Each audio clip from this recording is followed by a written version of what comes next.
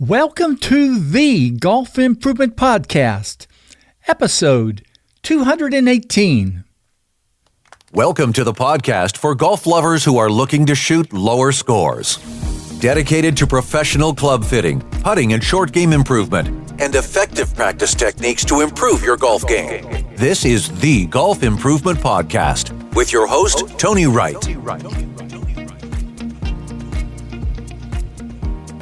Hello, this is Tony Wright from Game Improvement Golf in Oak Ridge, Tennessee with the Golf Improvement Podcast, dedicated to sharing useful information on professional club fitting, putting and short game improvement, and effective practice techniques, changing golfers' lives, one golfer at a time.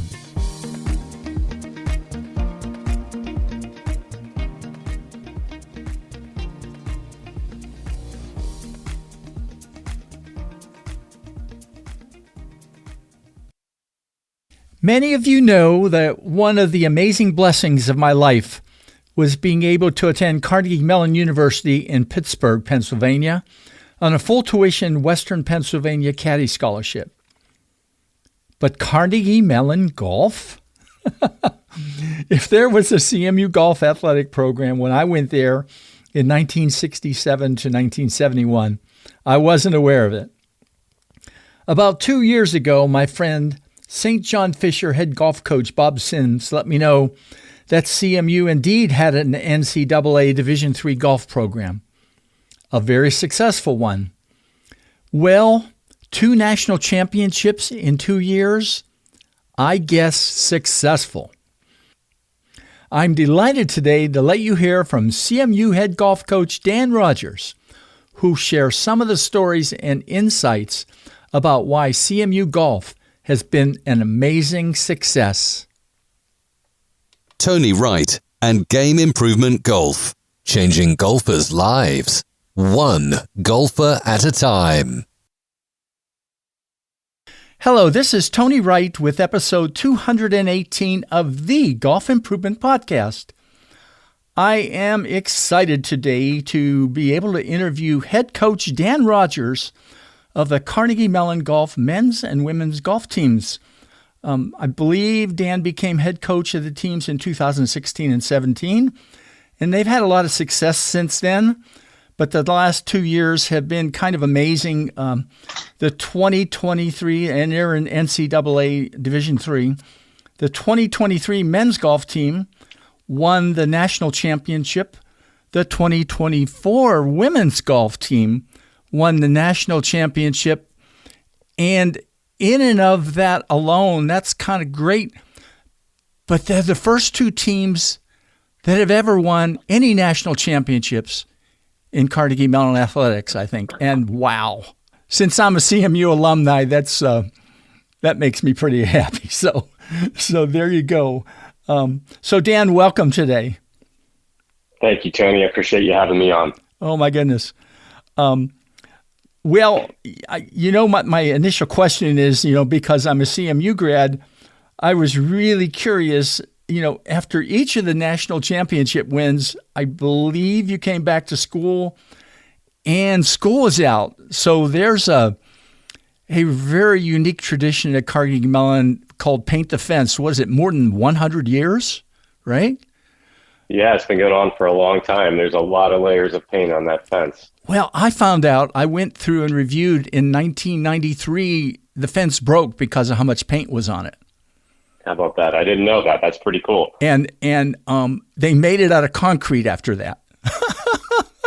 That would make sense. Yes. Yeah. So the question is, did anybody paint the fence after you came back after the wins, or maybe not right after, but sometime? No, you know what? That hasn't happened. Back in, I want to say 2014, right after I started with the women's program, we had a mostly all freshman team at that point, brand new team. And at one point in the fall, the girls, went through that tradition of getting the paint and staying out in the tent for a couple days, taking turns kind of guarding it, as they say, and painted it for CMU women's golf. And to my knowledge, that's been the only time that anybody's done it. What's been unique about the wins, it's been at the end of the school year, and we've been done, and all the other kids on campus have been gone. Campus is kind of quiet, and this year particularly, we finished the Friday of Memorial Day weekend, which was nearly 2 weeks after commencement had happened. So there was no one around. I mean, it was very, very weird.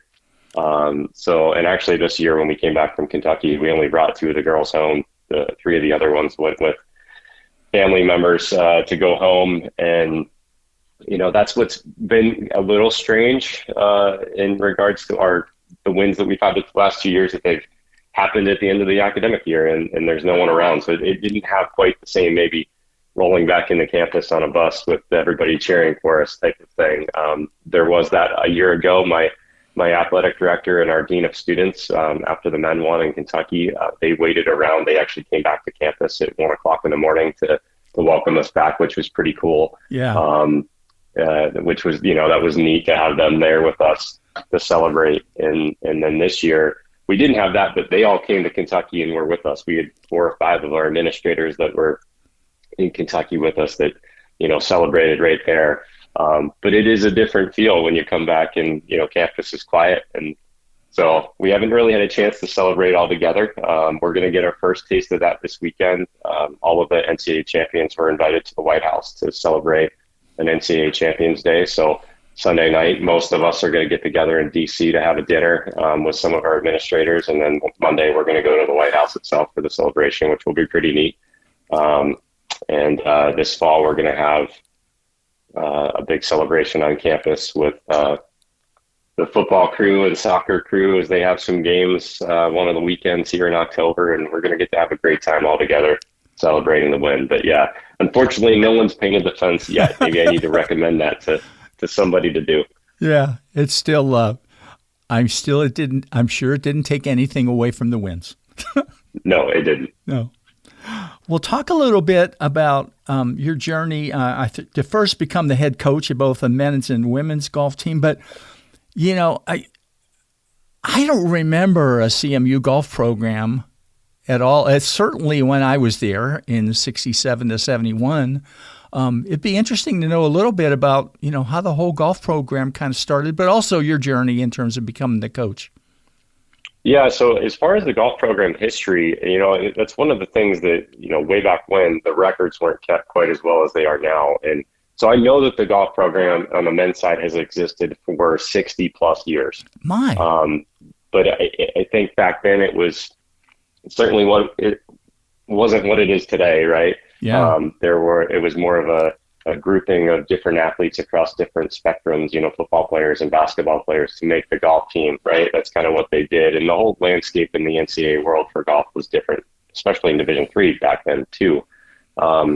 So it's been around for a while, but I got to be part of the first year of the women's NCAA program. They played 1 year prior to my arrival as a club team, just as they started to get going with some players that they had on campus, just anybody that wanted to do it. But in 2014 was the first year, the fall of 2014 was the first year we had a women's golf team. And I was there for that. So, but since, I was doing it part-time in 2014, in 15, and then even into 16. And then in the fall of 2016, the other part-time assistant coach, Nick Dunn, was coaching the men's team at that point. He was also an assistant in the golf business, as well was I. I was working in the golf business at a private facility. Nick decided that he was going to move on and move to Florida to go work as a teaching professional. And our athletic director, Josh Centor, asked me if I could help out and get the men through the fall. And so we figured out what we were going to do. And thankfully, at that point, the club I was working at was going under construction. And so for the most part in that fall, we were closed. There wasn't any golf really being played of any kind. So I had a little bit more flexibility at that point to take on the men's team and travel with them. And so it was an interesting process to get to the place where I started full time with the university on January 3rd, I believe, of 2017. But it was a great move. I had spent, nearly 12 years, I think, before that in the green grass side of the golf business as a club professional, teaching lessons, running tournaments, helping run the golf shop, that kind of stuff. Not an easy life, by the way.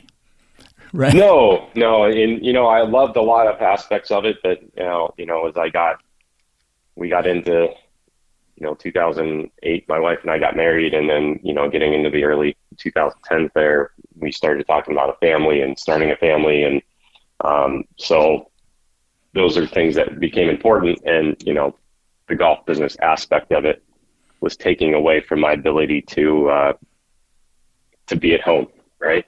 Yeah. And so that's why I made the call. We got an opportunity. I went to Josh and said, I would love to do this full time. Is there a way we can make it work? And so he did. And it's been great ever since. Yeah.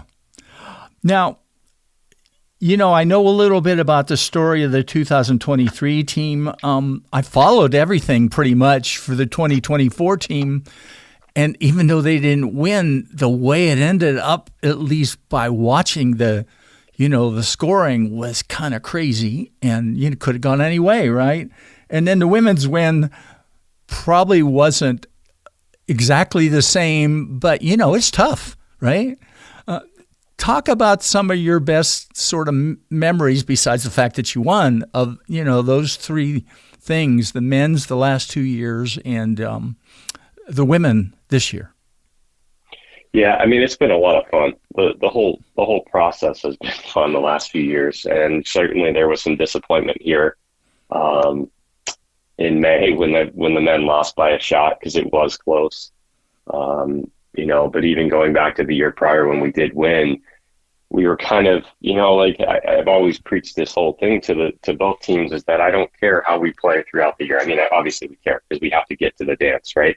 Yeah. But the process isn't that we need to win every single tournament. Sure, that's fun and whatnot, but those tournaments don't matter nearly as much as the one at the end.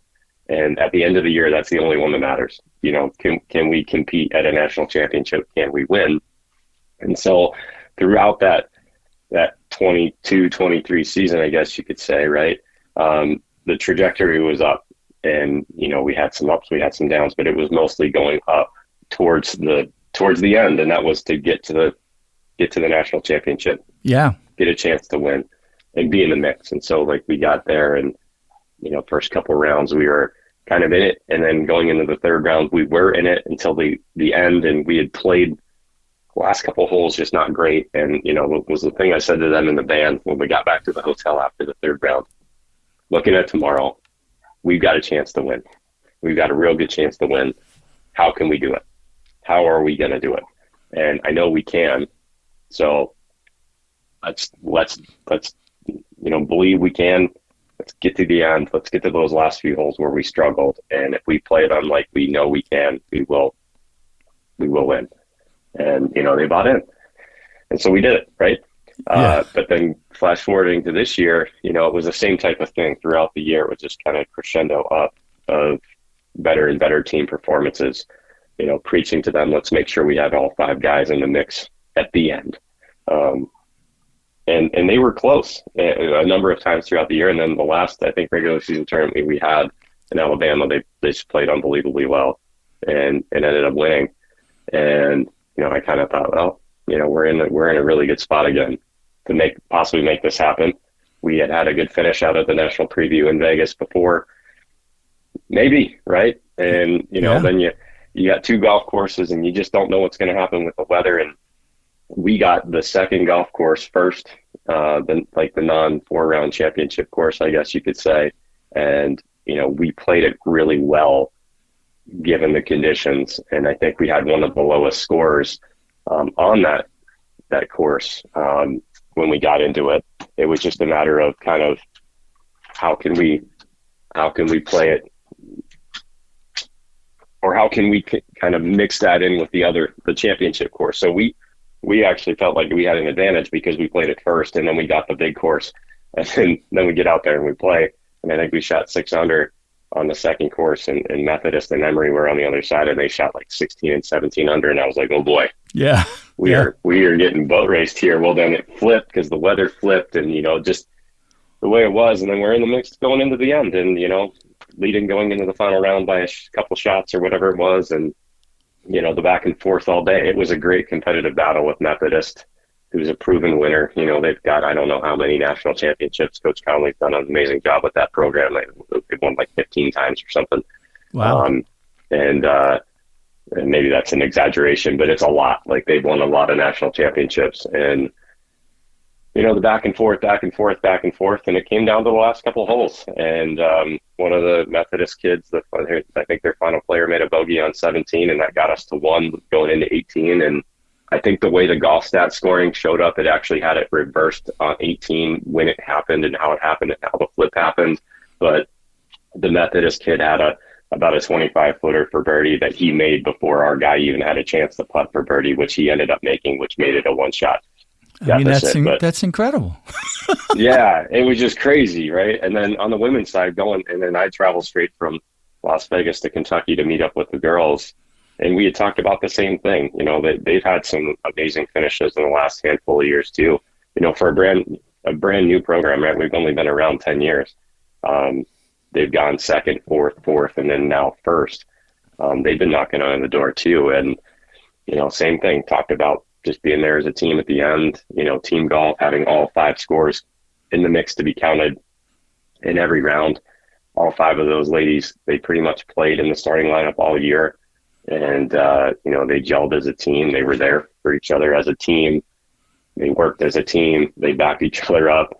And, we had to battle through some weather issues, in Kentucky with the delays and lightning and playing a lot of golf on the second day because of the weather. And, then the third round became long. So going into the fourth round, we had a lead. But it wasn't, a few shots in team golf can disappear in the blink of an eye when you got 5 scores or 4 scores that are counting, right? And yeah.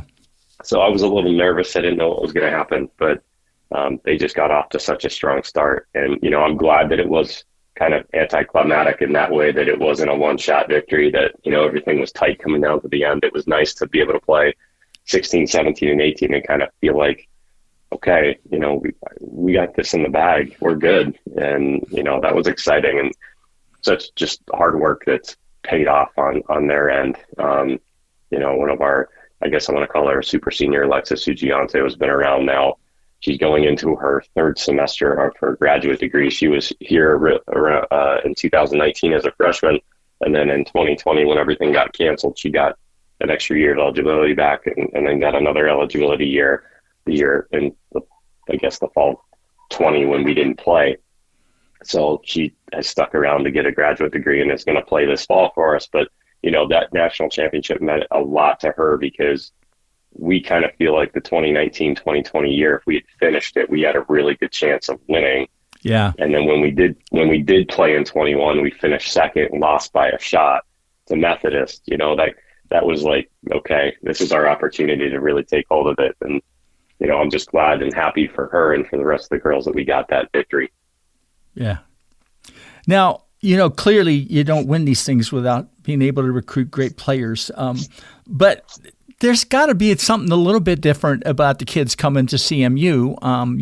I remember freshman physics and calculus and how I thought I was going to throw up and things like that, And so what do you see as, what are the pluses and minuses? Maybe there's no minuses, recruiting talented kids, but also people that got to work their butts off in the academic end.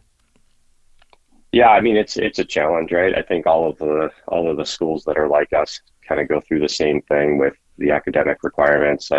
We got a note, I think it came out yesterday from the Women's Golf Coaches Association of the final tallies for academics and how the GPA, all team GPA stuff came out, and we ended up finishing 8th in Division III with like a 3.793 or 3.796 GPA for the team for the year, and winning a national championship. So it's a challenge for all of us because they are missing class. Golf is a little bit different than some of the other sports. I know, like with us and for basketball, they do miss some class because of travel inside the UAA. But for golf, if we go to a tournament, typically it's at least 3 days.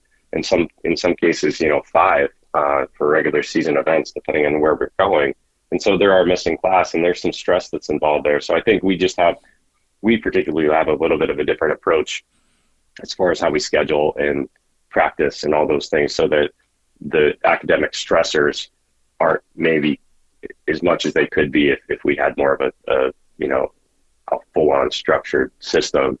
And I think our players have really enjoyed that. But it's a unique challenge to find some players that are really good athletes on the golf course and then special in the classroom, because, when you have that mix, then they don't feel maybe quite as overwhelmed with some of the work and workload. Although, I think you could probably remember it probably hasn't even changed all that much, but the workload at CMU is very, very difficult. And regardless of what area of study they're in, it's complicated. So, just trying to find kids that are willing to kind of, make a few sacrifices here and there as far as the outside stuff, not academics. We don't sacrifice that. We try not to sacrifice anything on the golf course, but, maybe during the season, find those kids that are willing to sacrifice some of the extra time with friends or maybe taking a little bit of a backseat on some of the clubs or groups that they're going to be in, at least for a few weeks during the season, and then get back into those, after the fact when they do have a little bit more time. It's a unique challenge to find those kids that want to do it. So yeah, it's a fun challenge every year. Does it sometimes you feel like it makes it a little easier to teach them the things that you want to teach them too, because they're so engaged in the academics, or, maybe that helps, maybe not. I don't know. Yeah, I think it's a blessing and a curse, right? I mean, because they're so used to analyzing things at such a high level, trying to break it down to its simplest form, right? I mean, that's what sport is trying to not overthink the athletic reaction to what you're trying to do. And so sometimes we get lost in the weeds there, but, we do our best to truly make it as simple as possible on what we're trying to get them to do, in hopes that they can just let their athleticism and then their brain. I mean, we talk about it often. It's like when we go to some of these golf tournaments, we want to be, the smartest kids there. So making the best choices when you're on the golf course, right? So you talk about course management and stuff like that. We never want to have a situation where we look back and go, man, that was a bonehead move. Like, we should know better, right? And that's what I try to preach with them. So, yeah, I think it's a blessing and a curse, because sometimes they do overanalyze everything. It's just like they get so locked into some of the small details. And so we do our best to try to make it as simple as possible. I like that phrase, be the smartest kids there. It's just, boy, if you can do that, that's got to be a step up, Definitely. Yeah. Well, so from the standpoint of, golf skills, but also mental skills, are there any things that you think you are really doing really great in terms of helping them? Mental skills is more important than many people ever want to think. And particularly, gosh, you come down the last 2 or 3 holes, you think you have a chance for a national championship. Mental skills have to be part of it, right? It does, and I think, again, the unique combination of golf and then the academics at CMU, right? So, like, these kids are at CMU are stressed and pressured and pushed to the limit on a lot of things academically, and they have a lot of resilience because of that. And so I've tried to tap into that in recent years, saying, you know what? Yes, it is hard. Yes, you do have a lot of work to do. Yes, you are missing class, and there are those stressors. Let's see how we can harness that to use it on the golf course, right? If we're going to be gone, we're going to miss class, and you're going to have those stresses. Let's make it worthwhile, right? Let's show up and do it. Be present where your feet are, and let's get it done. That's what we've tried to talk about in recent years to get them to the place where they are comfortable under pressure, right? And I think that is a uniqueness to CMU, that they are pushed so hard academically all the time, and the expectations are so high, that tapping into that a little bit when we're on the golf course in those situations, it seems like in the last few years anyway, they've risen to the challenge where we're at the end, right? The one that matters the most is the one that they played, some of their best golf in, which has been pretty cool to see, right? And it might be a little frustrating throughout the rest of the year where, man, we could have played better, but we just weren't there mentally, right? how do we learn from this? How do we build on it? How do we get better? How do we make better decisions? And then, it's worked out well at the national championship anyway. So, just trying to tap into some of that uniqueness that we have at CMU has been beneficial to us, using that mentality of like, we're not going to give up. We're going to be resilient. You got to work through it. You got to fight. You got to be, you got to be tough, all of those things. Well, and knowing that you have their back on some of that, early in the season, right? You don't have to win the first tournament. You'd love to win every one. Of course you would, right?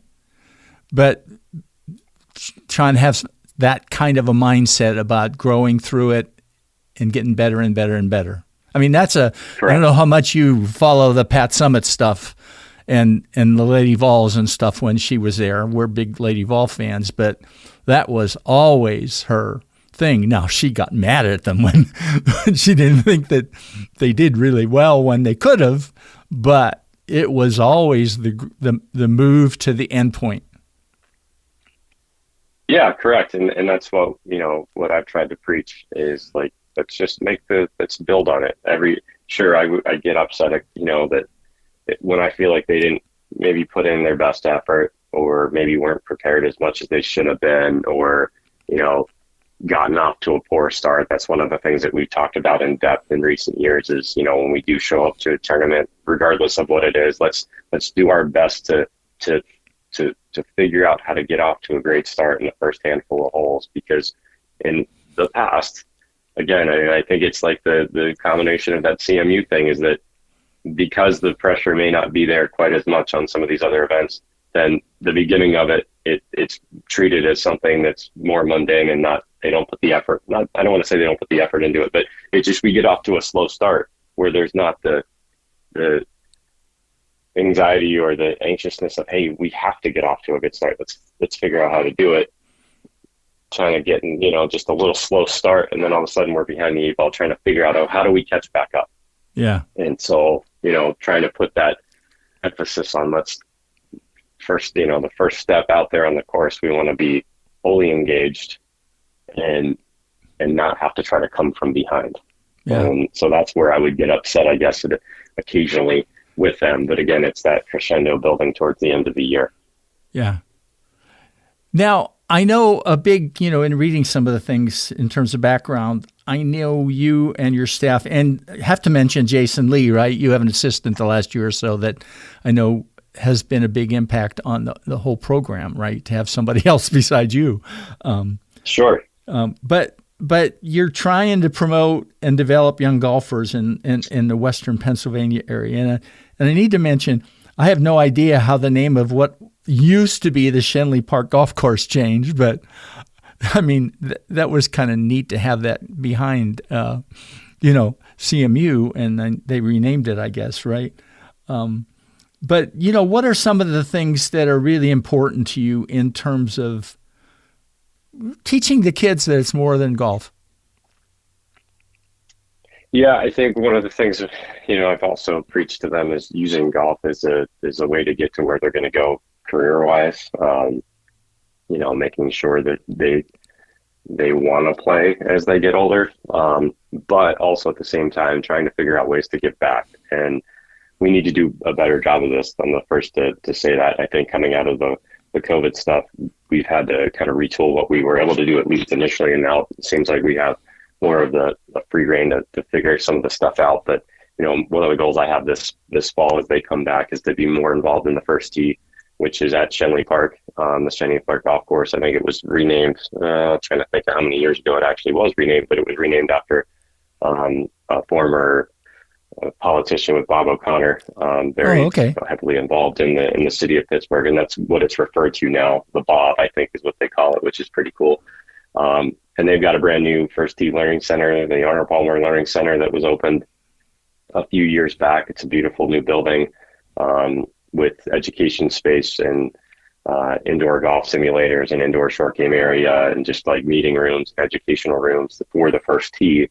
And they're doing a wonderful job with growing that program and growing some of the adult programs. And so there's some other things on the horizon, I think, for that facility that could be very beneficial for us as well, given the fact that it's, right behind our athletics complex. And so we're excited about what that looks like. But, one of the things that I want to continue to do with our teams is get them more involved in the first tee, and maybe even some non-golf related things with, some of the educational things the first tee is trying to accomplish, and have some of our players be involved in tutoring and mentoring, the local youth, to show them what it's like to be a college athlete at a high academic institution, so that we can get some more local kids. I think one of the things a lot of times is, Jason Lee, yes, he's a local kid that ended up playing for us. And we had another one, Ben Huber, another Pittsburgh kid.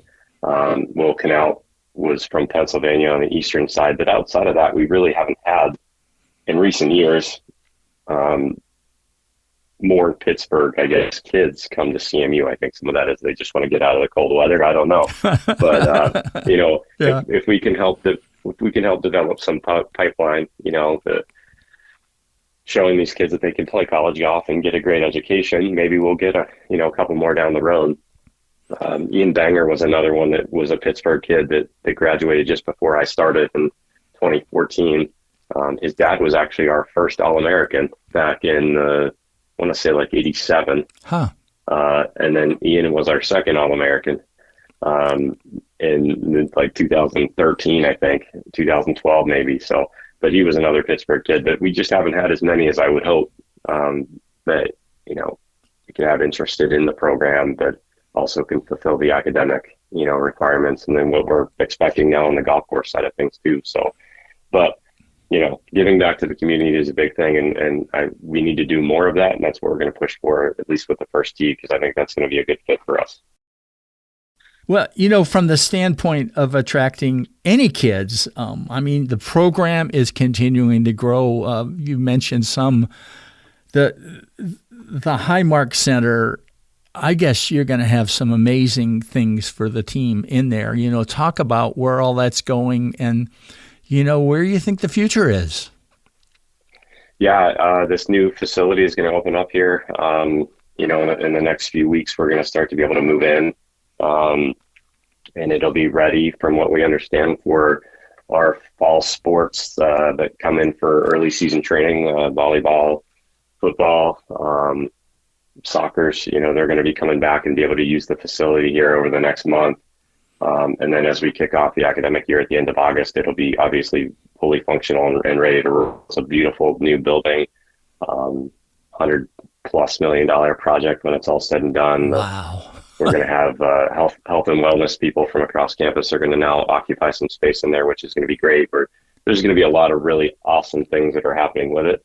And yes, we are going to have dedicated space for our teams. We're going to have somewhere between 1,300 and 1,500 square feet of space of ours. We're going to have 3 indoor TrackMan hitting bays with the simulator setups and everything. Most of the entire room is laid out with putting turf. I paced it off when I was in there the other day, and I think we can hit about a 73-foot putt across the room, which is pretty cool. Yeah. Lockers for all of our players that they can store their golf bags and shoes and whatever else they want to store in there for each of them. It's going to be a really nice setup. We're working on branding for the walls, some audio-visual stuff in there. We've got a couple big screen TVs, speakers on the ceiling. It's going to be awesome, and a lot of other things to come along with it. But the entire building is just going to be so cool. I don't know if you remember the old Ski-Bell gym, but that building was very, very old.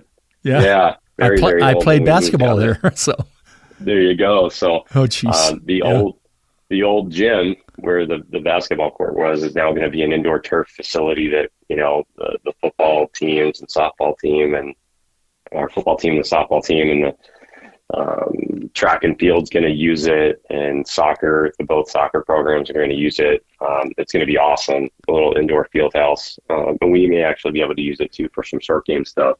But brand new performance gym, it's just going to be such a great thing for us to have now after a 3-year project of everybody being scattered across campus. We had to figure out where all the offices were going to go, and so we all used to be in that building, and then we all got spread across campus to find spaces to work over the last few years. And, here in the next few weeks, we'll be all moving back in together in one big happy family and get to see each other more on a regular basis, which will be cool. But, as the student athletes come back, over the next month and a half or so. It's going to be a really fun experience for them to see it, and just have it be completed. It'll be great.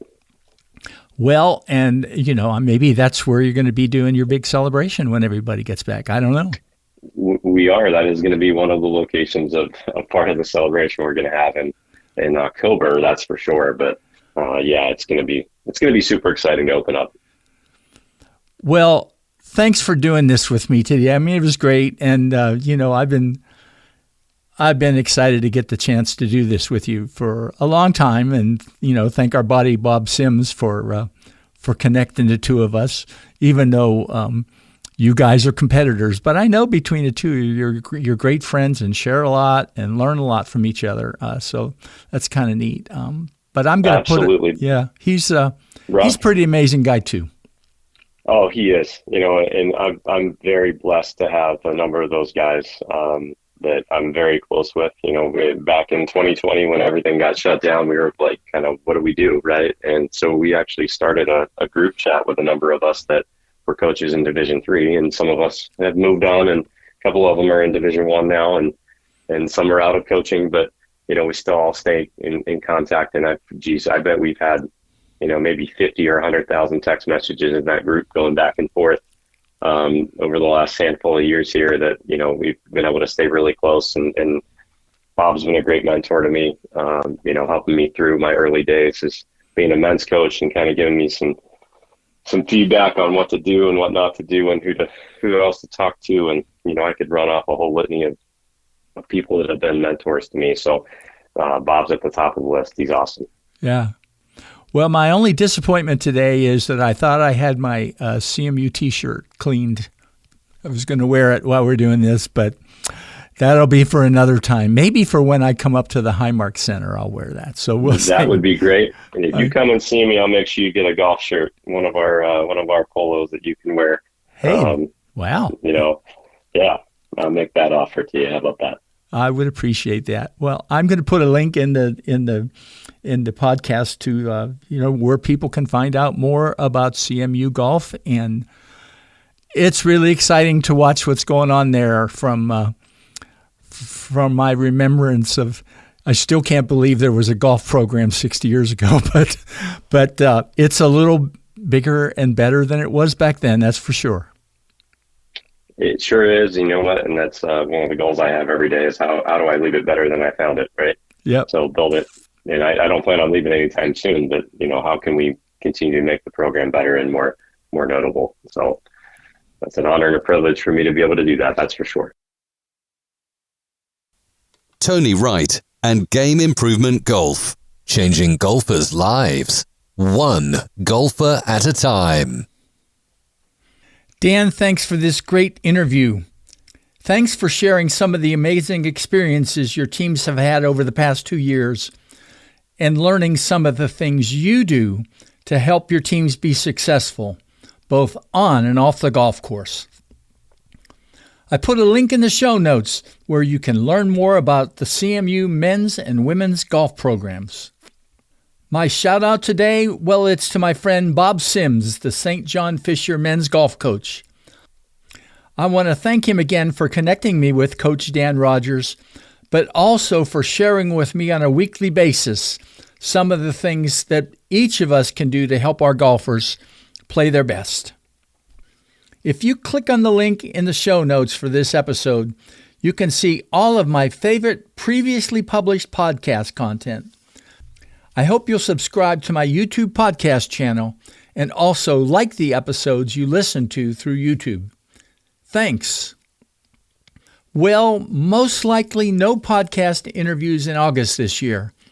I get my long-awaited hip replacement surgery on August 1st, just in time for my 75th birthday on August 3rd. Hoping for a full recovery within about 2 months, and especially getting back to playing some golf and helping the Roan State men's golf team sometime in September. Well, that's it for today. The Golf Improvement Podcast will be back with some new and interesting interviews sometime in September after my hopefully very successful hip surgery recovery. thanks to all of you loyal listeners to these interviews. Take care. God bless Ukraine, and God bless America.